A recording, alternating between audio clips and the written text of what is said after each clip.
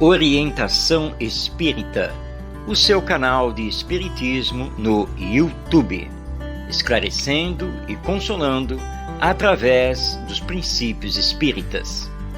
Faça sua inscrição e renove sua vida. Vamos, juntos, fazer um mundo melhor.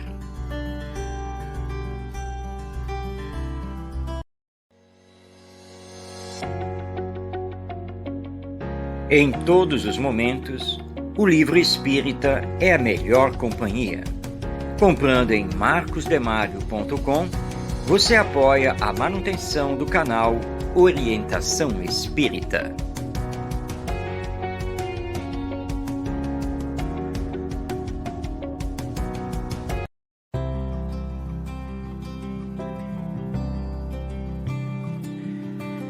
No canal Orientação Espírita, você encontra variada programação, pensada e feita para você.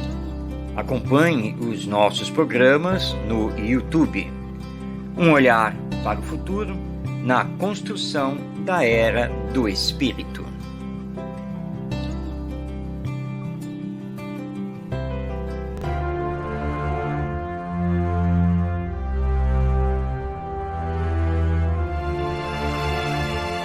Tem início mais uma edição de Ante os Novos Tempos, um olhar voltado para o futuro da humanidade através das revelações dos Espíritos, na mensagem consoladora e esclarecedora do Espiritismo. Fique agora na companhia de Marcos Demário.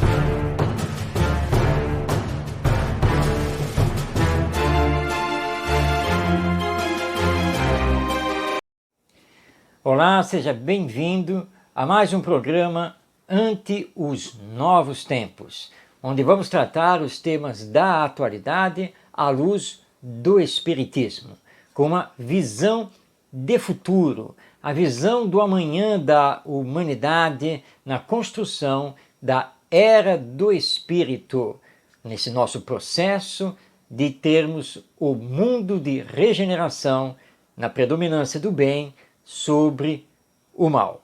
Nosso programa é dividido em 3 blocos. O primeiro de perguntas e respostas, na sequência a poesia espírita e finalizamos o programa com comentários sobre um tema escolhido e que tem tudo a ver com a atualidade e a visão espírita da vida. E você pode participar enviando a sua pergunta, enviando o seu comentário através do WhatsApp e também através do YouTube. Vamos então dar início a Ante os Novos Tempos. Perguntando e aprendendo. Muito bem, já estamos aqui com as perguntas de todos aqueles que estão acompanhando o nosso programa e que têm aproveitado principalmente o WhatsApp e o Telegram para enviar as perguntas, tirar as suas dúvidas, que você também pode fazer. Aproveite agora aí na sua tela, aí no seu vídeo, você está vendo aí o número do Telegram e do WhatsApp para enviar o seu comentário e enviar a sua pergunta e fazer como fez a Verônica, que é lá da cidade de Salvador, na Bahia. Verônica pergunta: qual é a relação entre o Espiritismo e a Umbanda? Muito bem.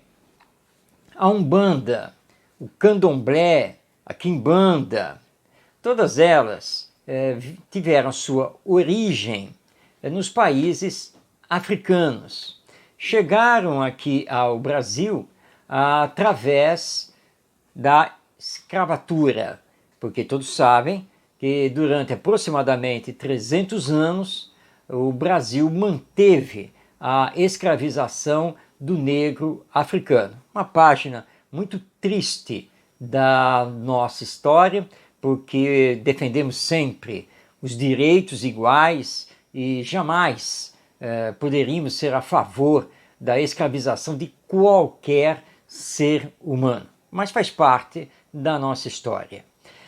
Então, esses nossos companheiros e companheiras que vieram da África trouxeram diversos rituais que lá já realizavam, diversas crenças que pouco a pouco foram se adequando e se misturando às crenças e rituais católicos. Até porque o negro escravo ele era obrigado, aqui no Brasil, tanto no Brasil colônia quanto no Brasil império, ele era obrigado a aceitar o catolicismo e se converter. Era uma conversão mais de fachada, porque se eles eram obrigados a participar das missas, por exemplo, eles mantinham nas senzalas os seus rituais e as suas crenças trazidas dos diversos países africanos de sua origem.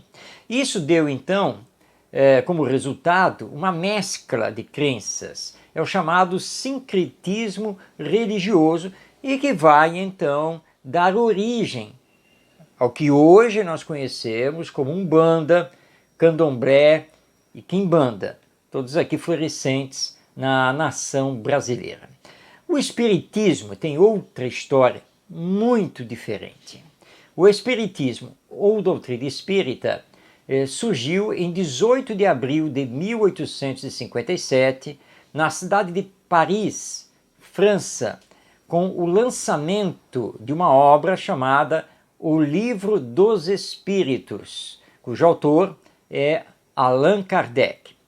É um livro composto de perguntas e respostas de temas que desvendam e revelam a vida além da morte, a existência do mundo espiritual, o seu intercâmbio conosco, que aqui estamos no planeta Terra, atualmente encarnados, e que traz, então, toda uma visão espiritualista do ser e da vida. E compõe um edifício de princípios doutrinários, entre eles a crença na existência de Deus como Pai Criador, a imortalidade da alma com a vida futura, a comunicabilidade entre os dois planos de vida, a lei da evolução, o uso do livre-arbítrio, a reencarnação, entre outros temas. Então é um conjunto de princípios que formam uma doutrina, que ao mesmo tempo ela é uma doutrina filosófica, científica e religiosa nas suas consequências morais. Então podemos já perceber que o início, a origem dessas doutrinas são completamente diferentes. E na verdade a Umbanda, assim como o Candomblé e a Quimbanda, não podem ser classificadas exatamente como doutrinas, porque elas não possuem um corpo filosófico como o Espiritismo.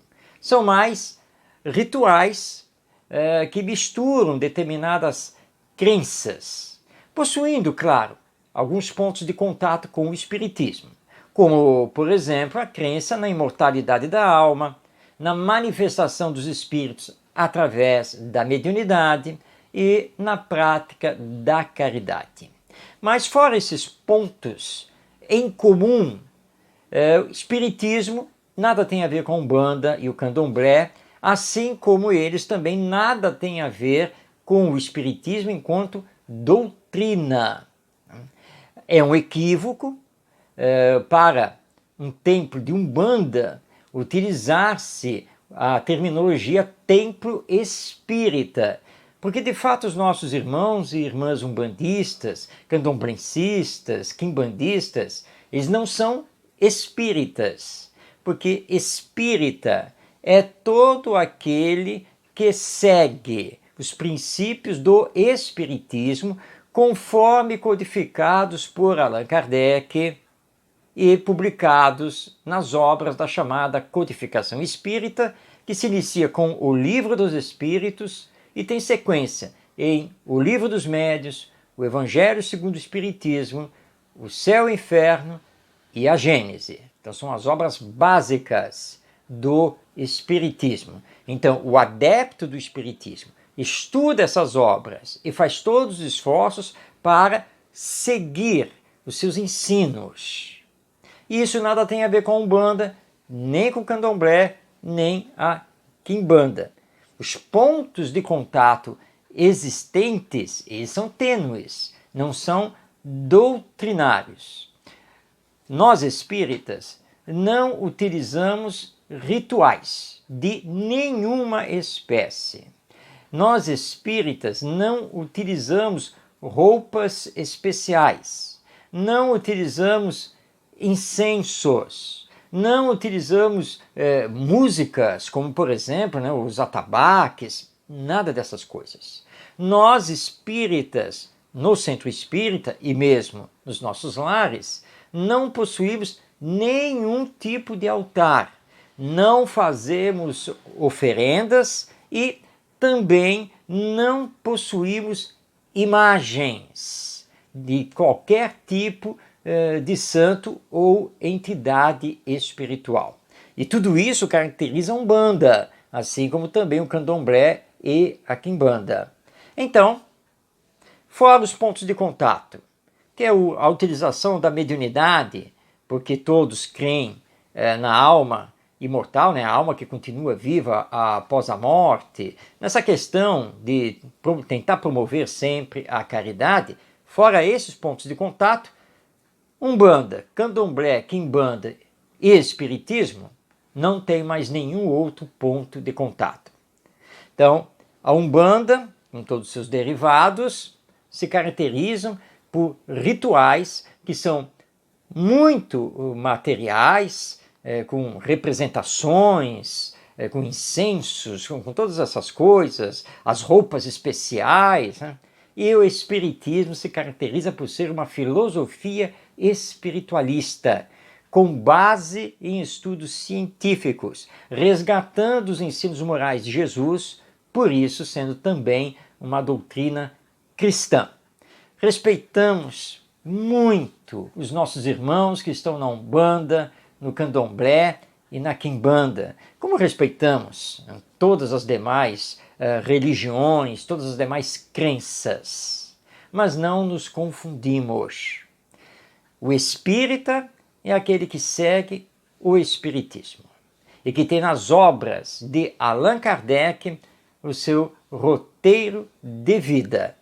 E o espiritismo nada tem a ver com a África, nada tem a ver com essa história da escravidão, que graças a Deus nós conseguimos superar e agora estamos aí trabalhando para superar os preconceitos e as discriminações que ainda estão mantidas na sociedade brasileira por causa dessa mancha que temos no passado, mas que muito amor ao próximo nós vamos conseguir superar. Muito bem, vamos passar agora a palavra ao Vitor. O Vitor é da cidade do Rio de Janeiro. Ele faz a seguinte pergunta, o seguinte questionamento. No Livro dos Espíritos, é afirmado, quando Allan Kardec pergunta, que a nossa música, em relação à música celestial, é muito primitiva e selvagem. Essa limitação nossa e, por conseguinte, nossos gostos musicais atualmente se devem a uma limitação física ou moral, ou a ambas. E ele aqui explica que ele subentende essa limitação física, no sentido de não termos capacidade de ter novos instrumentos, ou qualquer que seja a origem do ressoar da música divina. Pois bem, realmente não há termos de comparação entre a música celeste e a música terrena. Para compreendermos isso, nós podemos então comparar uma música clássica que faz a nossa alma vibrar de emoção e um funk, numa batida frenética que, ao invés de sensibilizar a nossa alma, nos leva muito às sensações físicas. não estamos aqui condenando nenhum tipo de estilo musical. Estamos apenas fazendo uma comparação para entendermos a diferença entre música celestial, que sensibiliza a alma, e música terrena, que ainda está muito dentro das nossas sensações, dessas nossas emoções. Então, há sim uma diferença muito grande. E a questão não é dos instrumentos musicais, porque com qualquer instrumento nós podemos fazer música muito boa, podemos sim sensibilizar os sentimentos. A grande questão, na verdade, dessa diferença é moral. Há uma mensagem que está publicada por Allan Kardec na Revista Espírita do ano de 1858. Mensagem essa que foi dada por Mozart, esse célebre compositor clássico que viveu no século XVIII, famoso até os dias de hoje, muito aclamado. E ele, na comunicação, ele informa que estava, naquele momento, reencarnado no planeta Júpiter, que é um planeta mais elevado do que nós aqui na Terra. E ele informa que lá não tem comparação a música que eles possuem lá com a música que possuímos aqui na Terra.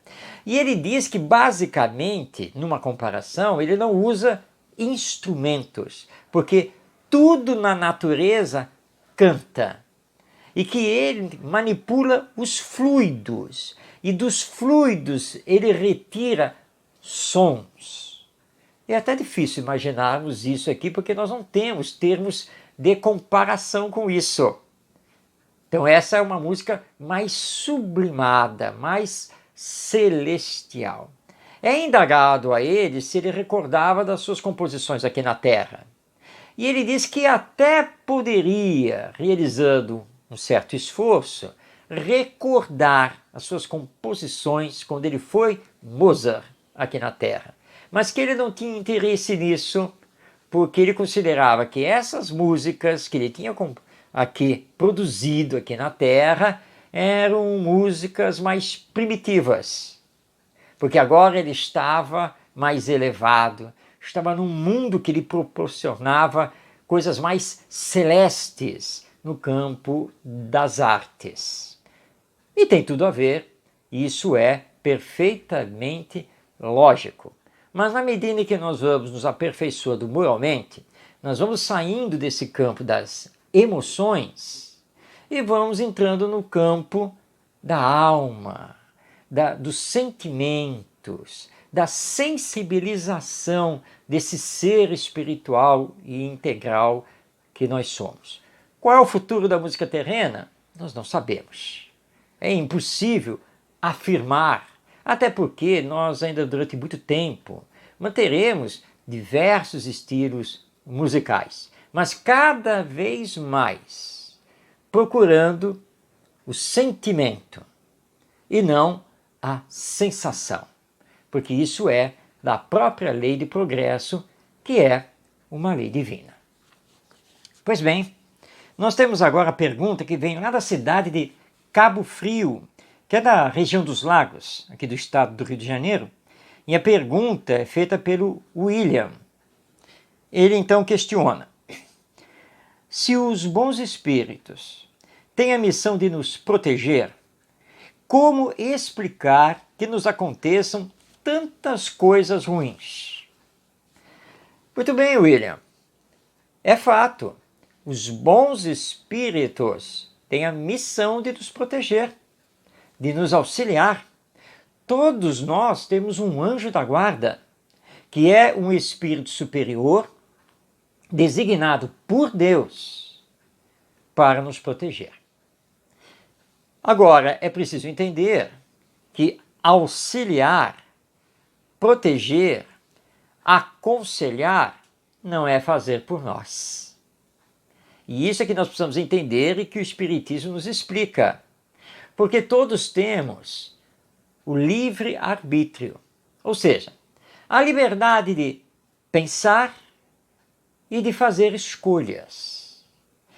E os bons espíritos precisam respeitar o nosso livre-arbítrio. Por isso acontecem coisas ruins na nossa vida.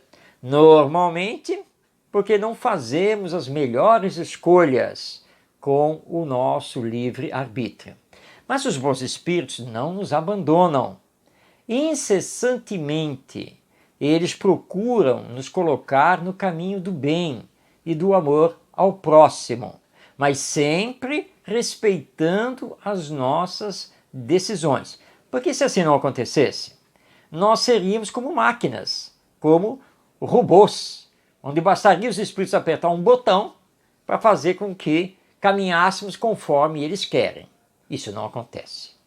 Somente os espíritos maus, ainda moralmente inferiorizados, desrespeitam o nosso livre-arbítrio e tudo fazem para nos tirar do bem, da paz e da felicidade. Mas os bons espíritos não fazem isso, mas lutam incessantemente, trabalham continuadamente pelo nosso bem. Nós é que precisamos aprender a fazer sintonia com eles, para ouvir as suas boas intuições, permitindo que eles consigam nos influenciar para o bem e para o amor. Então, não nos queixemos dos bons espíritos, nem do nosso anjo da guarda, nem de Jesus, nosso governador espiritual, e nem de Deus, nosso Pai e Criador. Porque normalmente, na raiz dos nossos males estão o nosso egoísmo, o nosso orgulho, a nossa indiferença e a nossa imprevidência. E sobre tudo isso, nós vamos ter que prestar contas perante a lei divina.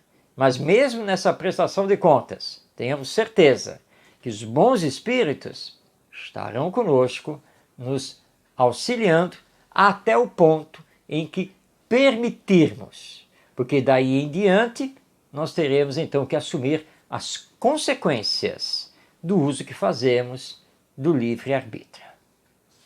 Bem, continuando aqui o nosso programa, nós temos agora a pergunta que vem da Nádia. A Nádia é da cidade de Niterói, no estado do Rio de Janeiro, e ela pergunta: qual a importância da família na sociedade humana? Como ela deve enfrentar os desafios da modernidade?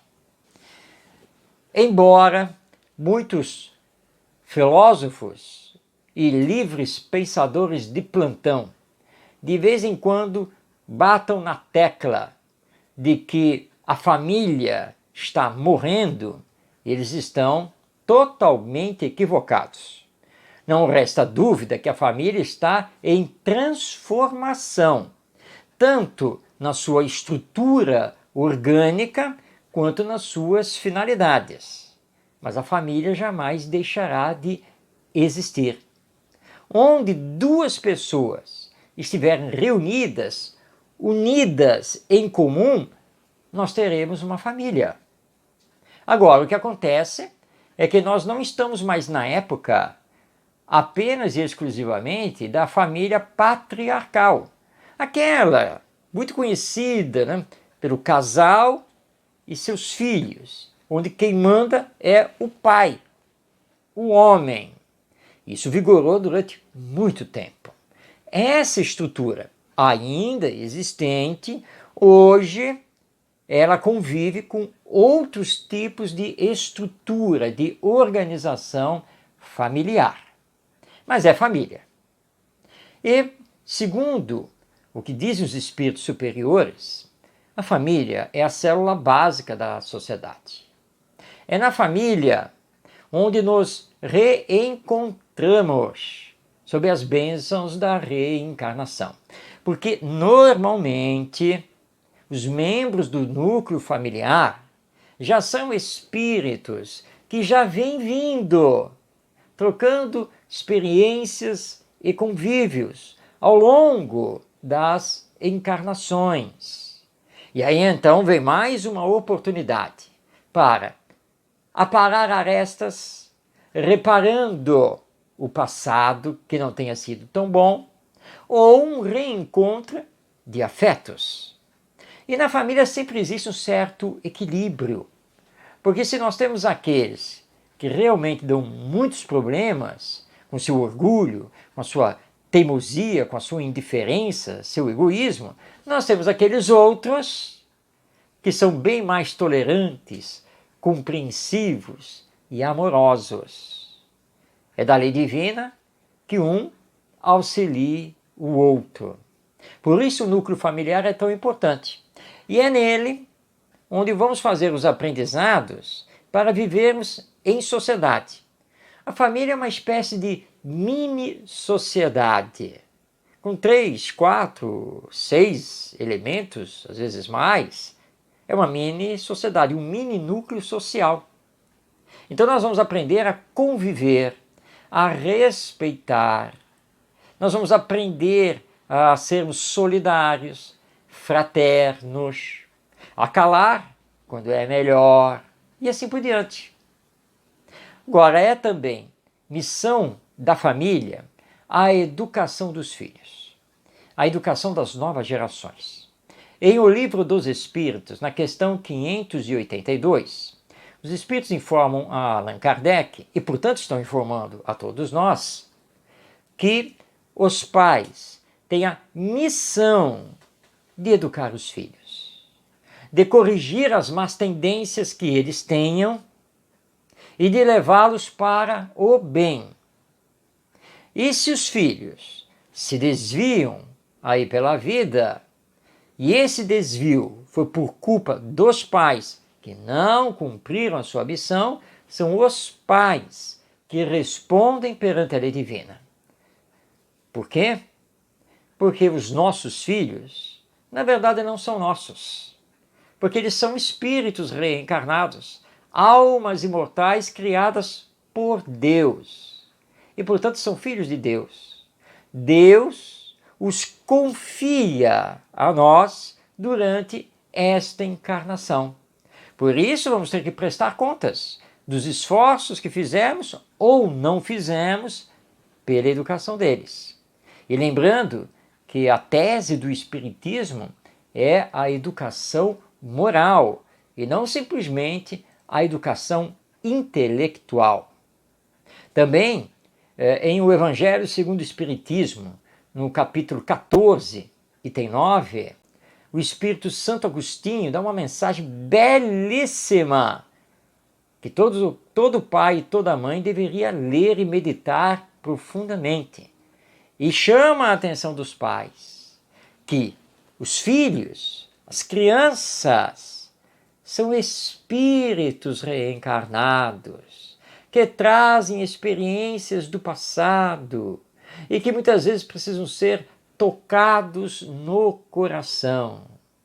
E que Deus, depois, vai perguntar a cada pai e a cada mãe o que foi que você fez do filho que lhe confiei, para o orientar, educar, torná-lo um homem ou mulher de bem.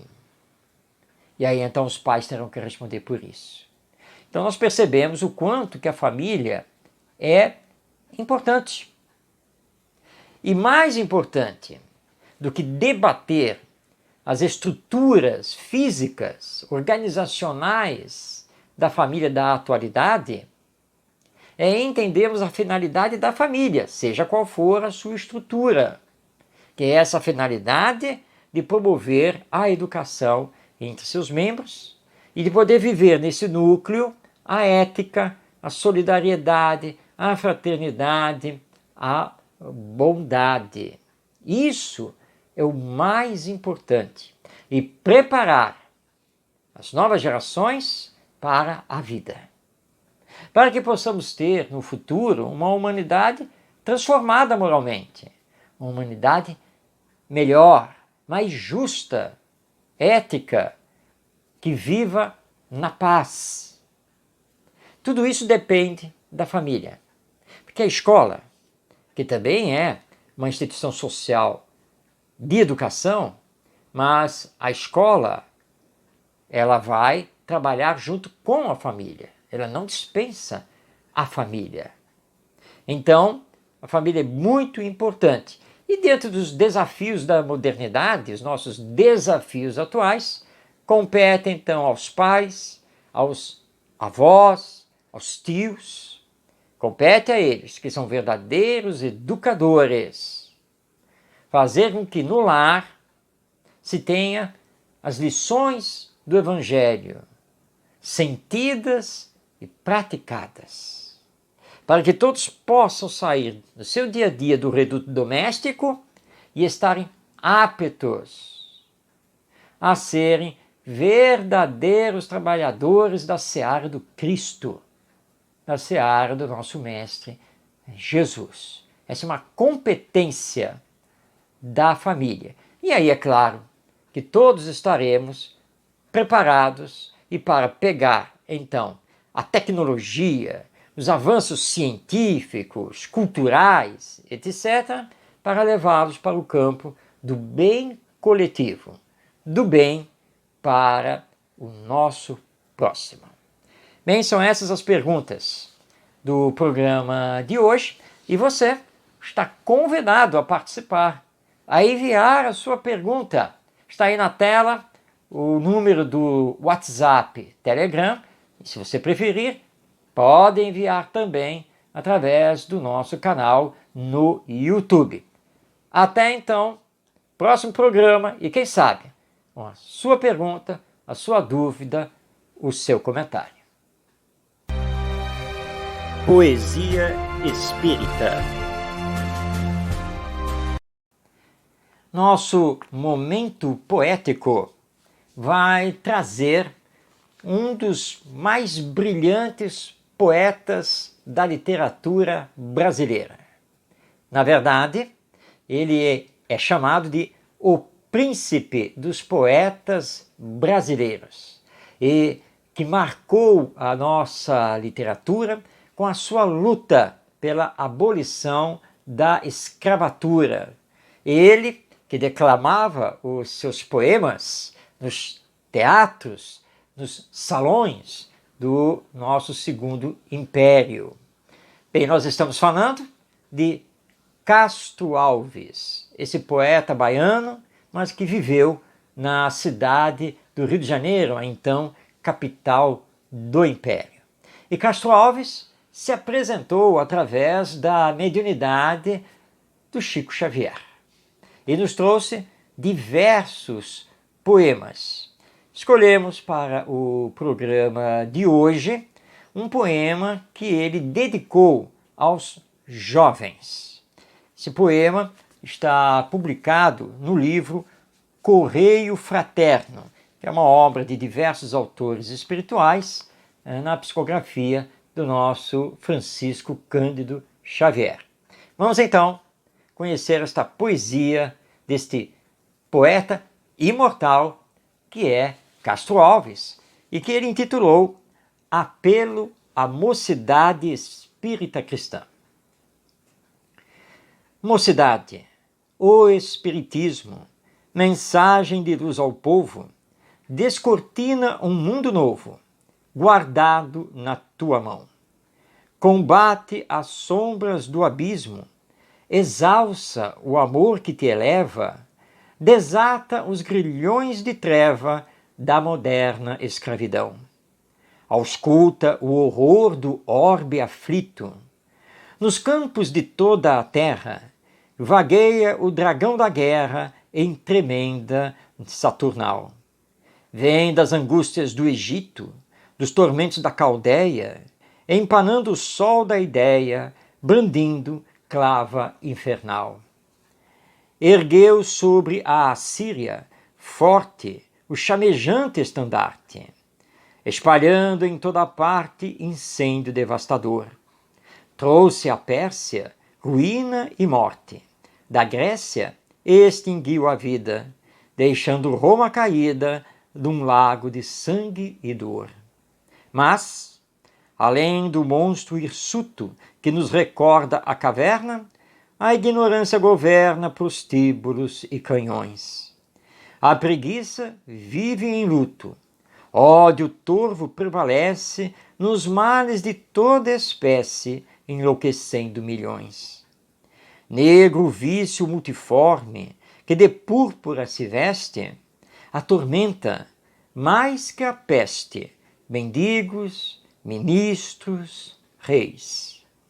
Mas a verdade não dorme, e abrindo sulco profundo, desdobrará sobre o mundo novos tempos, novas leis.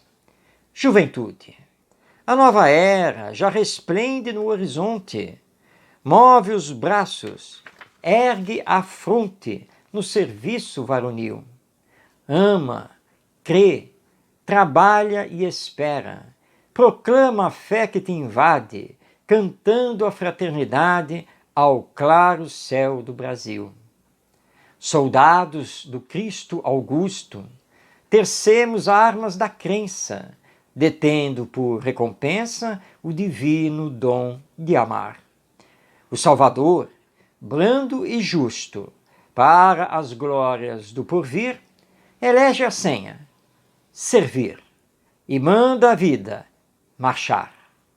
Sigamos, vanguarda afora, decoração descoberto, contemplando de mais perto a fonte da eterna luz.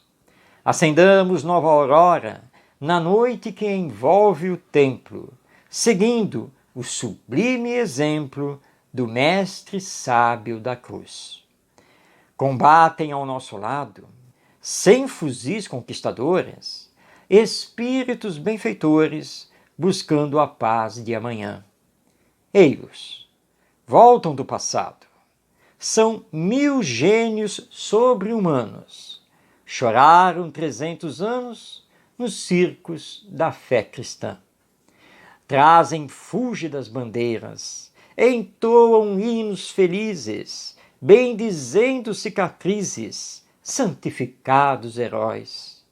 Atravessaram fogueiras, serviram a Deus de rastros, volvem hoje de outros astros, sóis brilhando noutros sóis. Mocidade, o Espiritismo, mensagem de luz ao povo, descortina um mundo novo, guardado na tua mão. Combate as sombras do abismo, exalça o amor que te eleva, desata os grilhões de treva da moderna escravidão. Eis aí o poema de Castro Alves, Mensagem à Mocidade Espírita Cristã, para a nossa meditação, e que ele trouxe através da exuberante mediunidade do nosso querido e sempre muito estimado Chico Xavier. Espero que tenha gostado. No nosso programa estaremos aqui novamente em contato com os poetas do mais além. Entendendo com o Espiritismo.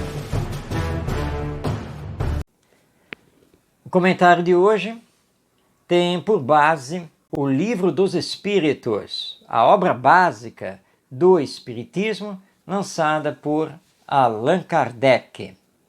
E nós vamos conversar sobre um tema que é da máxima importância: Deus. Será que Deus existe? Haverá necessidade de Deus existir? Por que ainda se debate tanto sobre a existência ou não de Deus?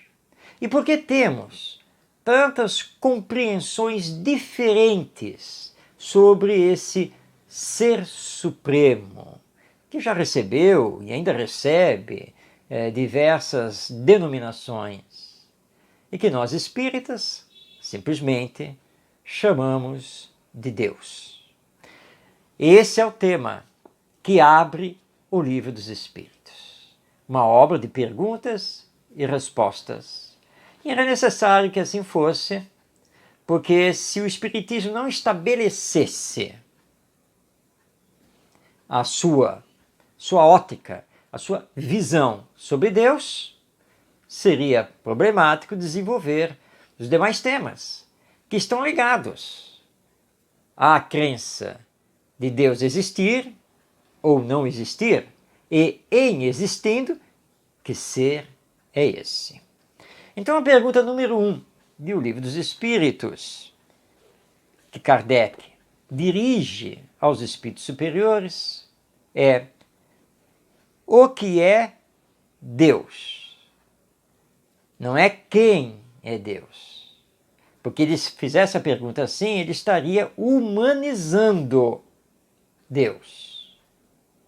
Ele pergunta: que é Deus? E vem uma resposta que é bastante objetiva e de muita profundidade. Deus é a inteligência suprema do universo, causa primária de todas as coisas. Então, para o Espiritismo, Deus é a grande inteligência do universo e é o princípio de tudo, a causa primária de todas as coisas. Por isso que nós espíritas compreendemos Deus como Pai e Criador. Criador de tudo, Criador do universo. Deus é a causa incriada. E tudo deriva dele e ele está em tudo. Alguns filósofos materialistas vêm proclamando já de um bom tempo a morte de Deus, que não há nenhuma necessidade de termos Deus. Alguns não conseguem, dentro da ciência, aceitar Deus. Mas eles não conseguem porque Deus nem sempre foi apresentado como o Espiritismo o apresenta. Deus foi muito confundido com um velhinho de barbas brancas, que é uma versão antropomórfica desse ser divino, que deixa de ser divino para ser, na verdade, a imagem e semelhança do ser humano.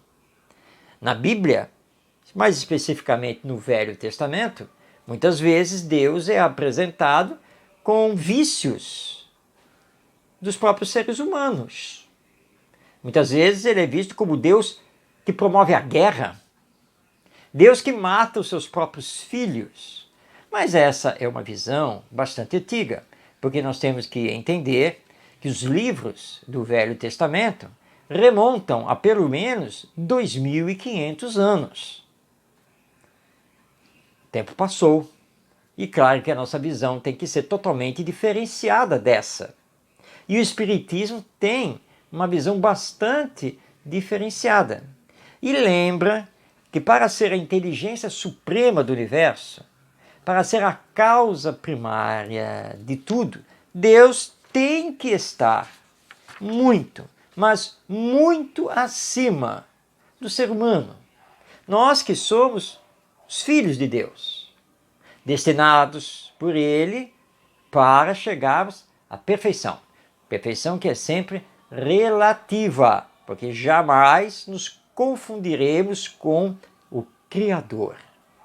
Então o Espiritismo nos diz que Deus tem que possuir determinados atributos, porque se ele deixar de possuir um desses atributos, ele não poderá ser chamado de Deus. Vamos conhecer então esses atributos. Deus é eterno. Ele tem que existir de toda a eternidade e continuar existindo por toda a eternidade. Claro que esta aqui é uma questão de ordem filosófica, muito difícil para nós, seres humanos, mas nós consideramos, utilizando o pensamento, que tudo tem que ter um princípio. Então, nós colocamos que o princípio de tudo, o princípio do princípio é Deus, o ser incriado. É dele que vem tudo. Também entendemos que conforme formos evoluindo espiritualmente, nós vamos entender isso cada vez melhor.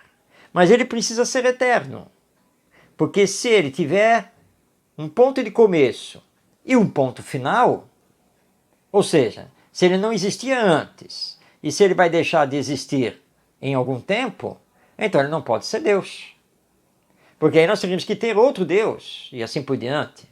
Isso não é possível. Então Deus é eterno. Esse é o primeiro atributo. O segundo, Deus é imutável. Ao contrário de nós, seres humanos, que estamos sempre mudando biologicamente, psicologicamente, intelectualmente, Deus não muda. Ele é. Porque se ele mudasse, a sua lei, que rege todo o universo, também teria que mudar. Mas então nós não teríamos nenhum tipo de estabilidade. Então Deus, além de eterno, é imutável e não pode deixar de ser assim. Deus também é imaterial. Não há como pegarmos o ser criador de tudo e o materializarmos. Queremos compará-lo ao que conhecemos aqui no planeta Terra, quando por este universo nós temos bilhões de galáxias, vias lácteas, astros, numa imensidade da qual conhecemos muito pouco. E há também uma realidade espiritual que nada tem a ver com a nossa realidade material. Então Deus não pode ser humanizado, ele não pode ser materializado, ele tem que ser entendido como um ser imaterial.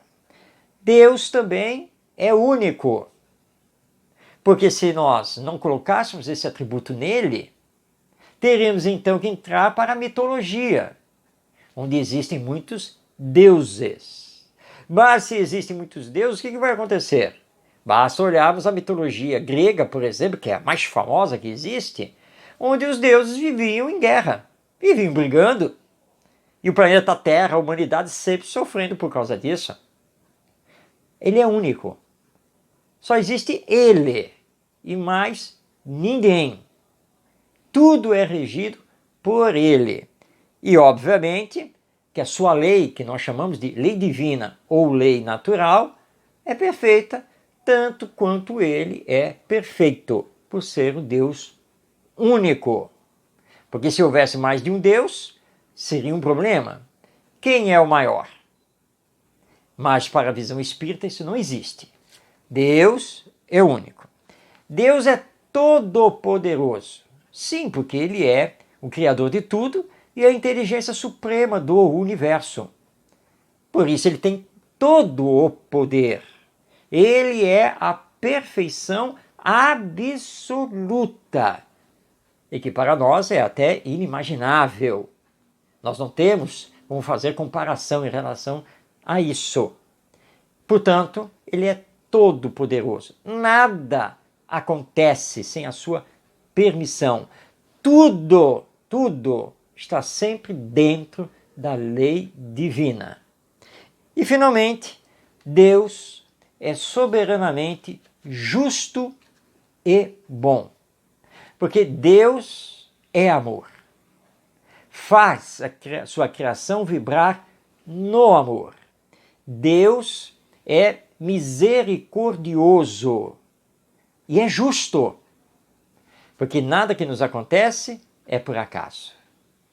Tudo tem a sua razão de ser, porque a cada um é dado segundo as suas obras, como nos ensinou Jesus, nosso Mestre.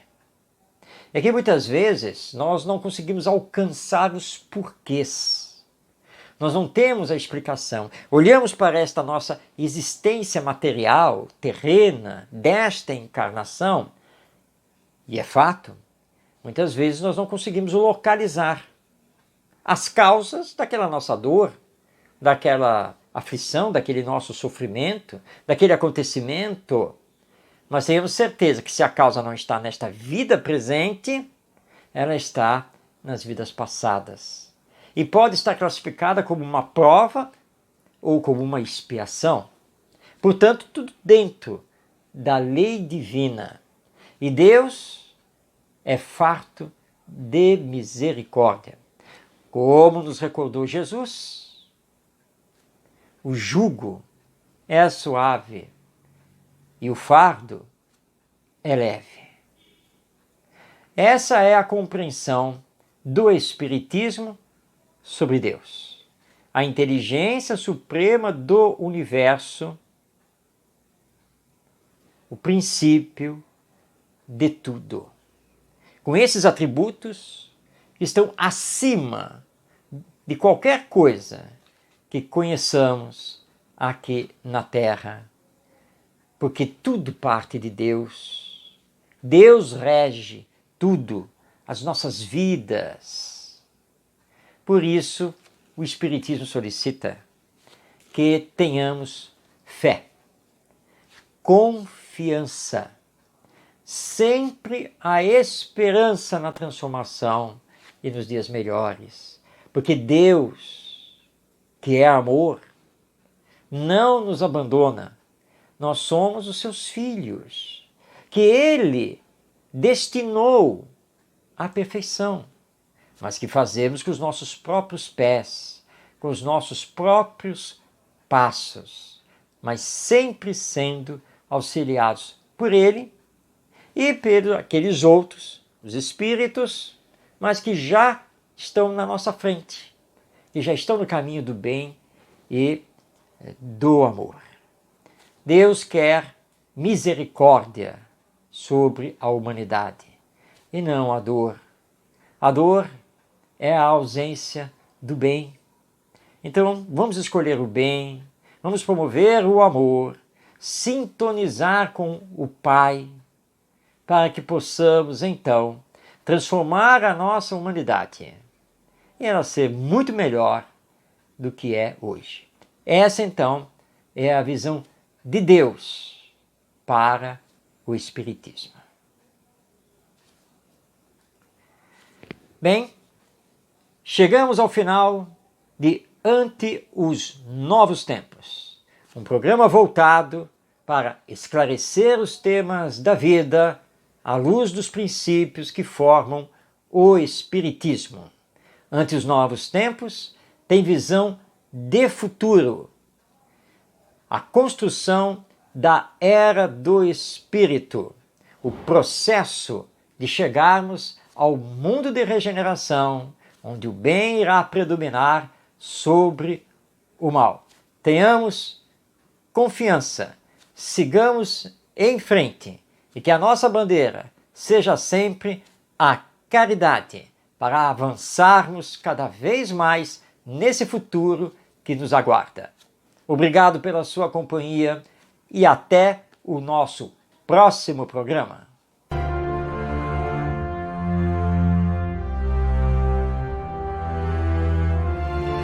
Um olhar voltado para o futuro da humanidade, as revelações dos Espíritos, a mensagem consoladora e esclarecedora do Espiritismo.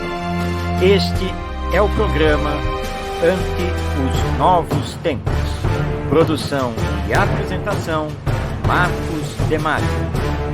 Até nosso próximo encontro.